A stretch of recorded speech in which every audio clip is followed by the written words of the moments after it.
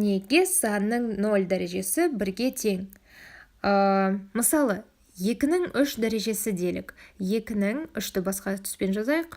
2-нің 3 дәрежесі делік. Бұл нешеге тең? Біз әрқашан көбейтуді бастаған кезде негізі 1-ден бастауымыз керек, 1 деген саннан. Көбейткенде 1 деген сан әрқашан болады, бірақ біз көбіне 1-ді жазып отырмаймыз. Бірақ қазір бізге бұл 1 керек. Енді 1-ге көбейтеміз, мұна 2-ні. 2-ні 3 рет көбейтуіміз керек. 2 көбейту 2 көбейту 2 деп 3 рет жазамыз. 3 рет қойы, міне біріншісі, екіншісі және үшіншісі бұл тең болады. Нешеге? 8-ге. Ал енді тағы да мысал келтіремін. 3-тің 0 дәрежесі бұл нешеге тең? Басқа түспен жазайын. Тең нешеге?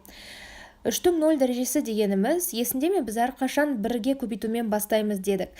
1 деймізде көбейту, 3-ті неше рет жазуым керек? 0 дәрежесі дейді, 0 рет. 0 рет ештеңе жоқ деген сөз, яғни бұл 1-ге тең болады. 1-ге ештеңені көбейтпесем, 1-дің өзі шығады. Енді 3-тің 1 дәрежесі делік. Бұл тең дейікте, қайтадан неден бастаймыз? 1-ден бастаймыз, 1-ді ұмытпаймыз. 1 көбейту 3-ті өзіне неше рет көбейту керек? 1 рет.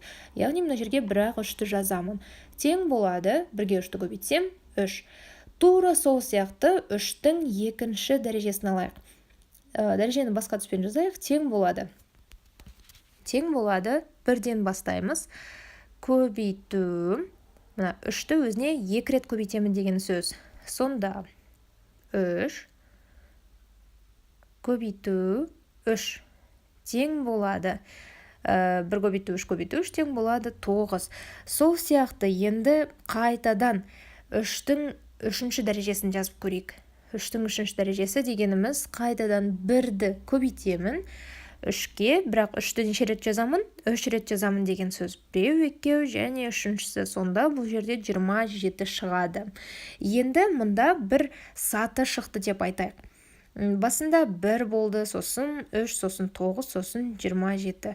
1-ден 3-ке дейін біз қалай келдік? 1-ге 3-ті көбейттік, е? Сонда 3-тің 1 дәрежесі шықты. 3-тің 2-ші дәрежесін алу үшін тағы да 3-ке 3-ті көбейттік, сонда 9 шықты. Енді 3-тің 3-ші дәрежесін табу үшін не істейміз? 3-ші рет 3-ті көбейтеміз. 9-ға 3-ті көбейтсек, 27 шығады. Енді қараңыздар, осы сатыдан керісінше жүрелік делік. Мен басында 3-тің 0 дәрежесі 1 деп айтпадым делік, сондықтан қара. 3-тің 3-ші дәрежесінен 3-тің 2-ші дәрежесіне жету үшін 27-ні 3-ке бөлем 9. Одан арғарай 3-тің 1 дәрежесін алу үшін 9-ды 3-ке бөлемін, сонда 3 шығады. Енді 3-тің 0 дәрежесін алу үшін 3-ті 3-ке бөлемін дейік, сонда 1 шығады. Көрдіңдер ме? 3-тің 0 дәрежесі 1-ге тең. Өйткені 3-ті өзіне бөлсем, 3-ті 3-ке бөлсем 1 болады.